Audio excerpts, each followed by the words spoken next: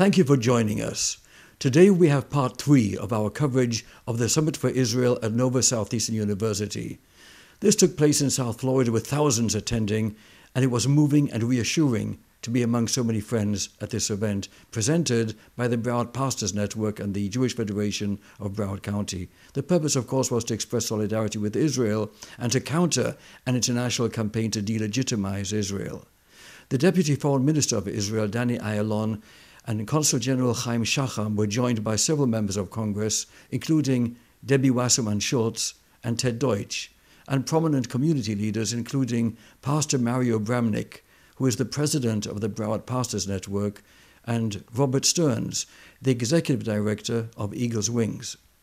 We are really proud to present highlights of this event, and today our special guest is Member of Congress Ted Deutch, who joins us now a few days after this event, following these messages.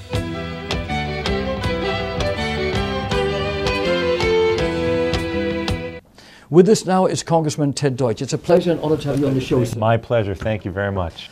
I'd like to ask you a first question as to how you see the challenges facing the United States in general at this time.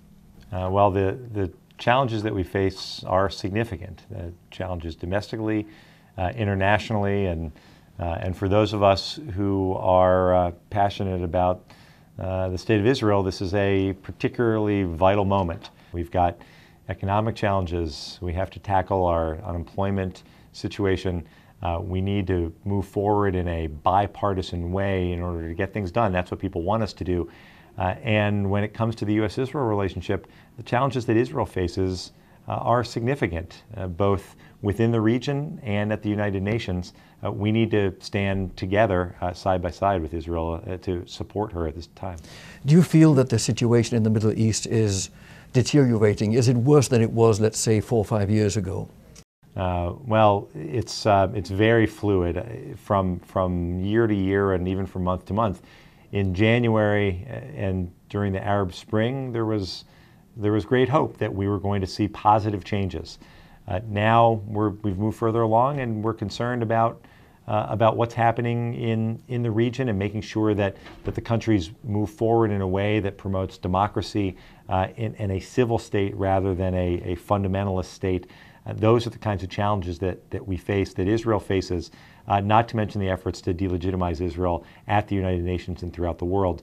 Those are significant, and we've got to stand up. Some people compare the current administration to others and feel that it could be more supportive of Israel. We see what occurred in Iran, where a popular uprising was not supported by the West. However, similar uprisings in other countries were. Well, I think that the Arab Spring, to the extent that that's what we're calling it, didn't start in Tunisia in 2011. It started in Tehran after the election was stolen from the people in 2009. We have an obligation to stand with the democracy movement in Iran. The administration needs to stand with the democracy movement in Iran, just as the administration has stood firm on sanctions to prevent the nuclear program. We also need to pressure the regime. Ultimately, we want democracy in Iran. That's got to be our goal.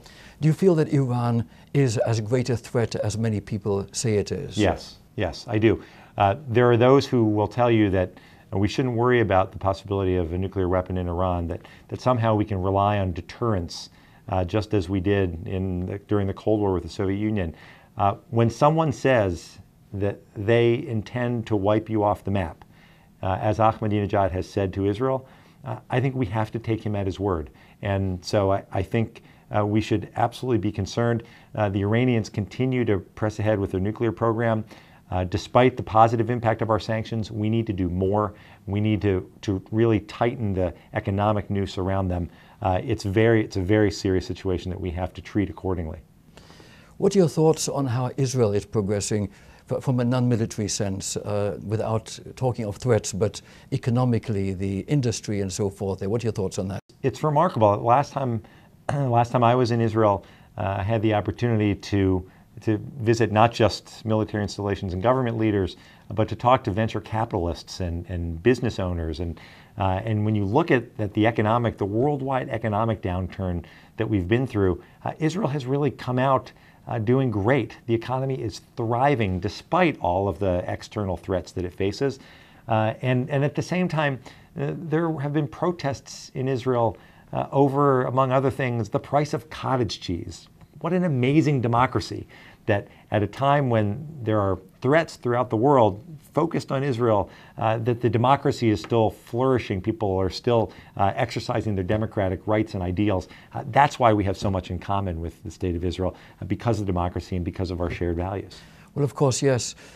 Thinking of the history of the conflict in the Middle East, some people ask the following question. They say, hey, back in 1967, before 1967, when the Arab countries had the West Bank and Gaza and so forth, they refused to make peace with Israel. So they ask, why would Arab countries recognize Israel and make peace with Israel today when they didn't back in 1967, prior to 67? Well, I mean, ultimately, if the Palestinians are committed to peace and a state of their own, which is what they maintain, if the moderate Arab countries are committed to the Palestinians, which is what we always hear, then ultimately the only way to achieve that is to negotiate with Israel, to negotiate with Prime Minister Netanyahu, to recognize Israel as a Jewish state, to renounce a right of return. I mean, all of those steps are going to be necessary if there's going to be peace. If that's what they're committed to, that's what they're going to have to do. Congressman, I appreciate and respect your views. I'd like just to change subjects here for a second and ask you, no one really knows too much about your past, what motivated you to become a member of Congress and so forth. Tell our audience a little bit about yourself. Sure, I'm happy to. I'll give you the quick version. Particularly for your audience, I think it's important to know I grew up in Bethlehem, Pennsylvania, not a hotbed of pro-Israel activism, but support for the state of Israel was important in my family. It was important to me throughout my days at my Zionist summer camp and my involvement in Hillel when I was in college. I've been involved in the pro-Israel community. That's where I got my start. I worked tirelessly on the struggle to help free Soviet Jews. This, again, politically is really what I was passionate about. I had always thought that, probably like most of the people who watch this program, that I was going to continue to do my job practicing real estate law, and in my free time I was going to be a passionate advocate for the state of Israel and the U.S.-Israel relationship. Fortunately, I had an opportunity to be involved politically, to run for the state Senate.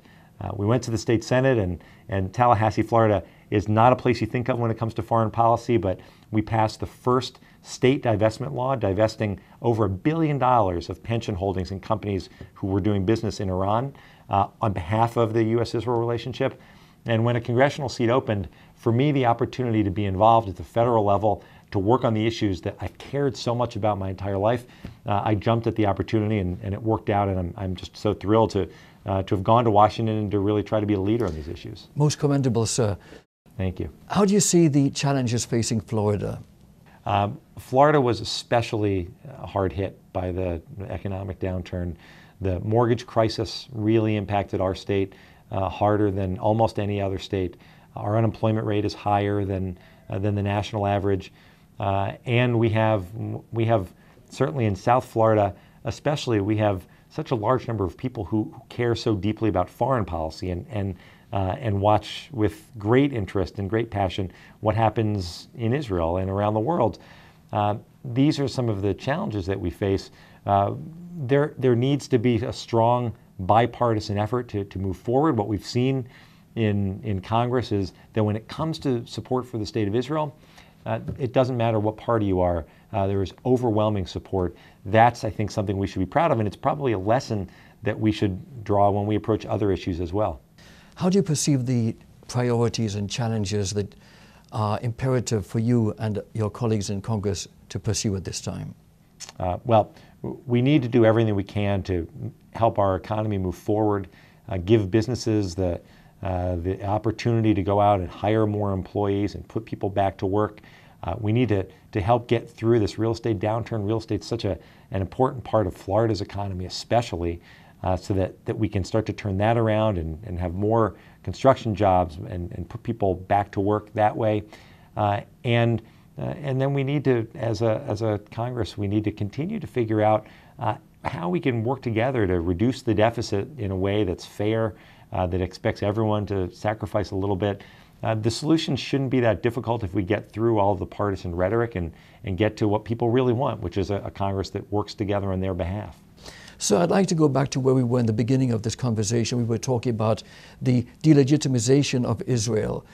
Why is it, in your opinion, that the media tends to bully Israel, lie by omission, single out negatives, and not provide the whole truth? And this new anti-Zionism, new anti-Semitism in the world, what are your thoughts on it? You're absolutely right that the media so often fails to acknowledge the facts on the ground in the Middle East. The fact that Israel is the one true democracy in the region. Israel ought to be the model for the rest of the region. That's what the media ought to be reporting. Its economy is flourishing. That's what the media ought to be reporting. Some of the countries that are most critical of Israel, that the press continues to trumpet, those countries are countries where human rights are barely recognized at all. There is such an effort internationally to try to delegitimize Israel that sometimes I suppose it's probably easier for the media just to simply report these lies and misstatements. It's my responsibility as a member of Congress, it's the responsibility of the community to continue to correct them, to help them understand why Israel is really the beacon of freedom in that region, and why the rest of the world needs to understand that these efforts to delegitimize not only won't be successful, but there's no basis in fact, and it's a scurrilous attack on Israel that has to be defended. Certainly, sir. As we conclude, what final message would you like to share with our audience? Well, I appreciate the opportunity to spend a little time with you. This is a difficult time for a lot of people in our community, given how concerned we all are about the safety and security of the State of Israel. My final message is, as someone who has spent my life, really my entire life, committed to Zionism and committed to the safety and security of the State of Israel, that it's my continued priority as a member of Congress to work every day to help ensure that my colleagues understand how important this is, to help ensure that the administration understands how important this is, and to make sure that I do everything I can, everything that I possibly can, to stand up every day for the safety and security of Israel and her people. This is something that I feel in my kishkis, and I'm going to continue to operate that way. Well, I want to thank you very, very much, and I share your positive thoughts here. Thank you so very much, sir. Real My pleasure. pleasure. Thank you very much. I'll be right back.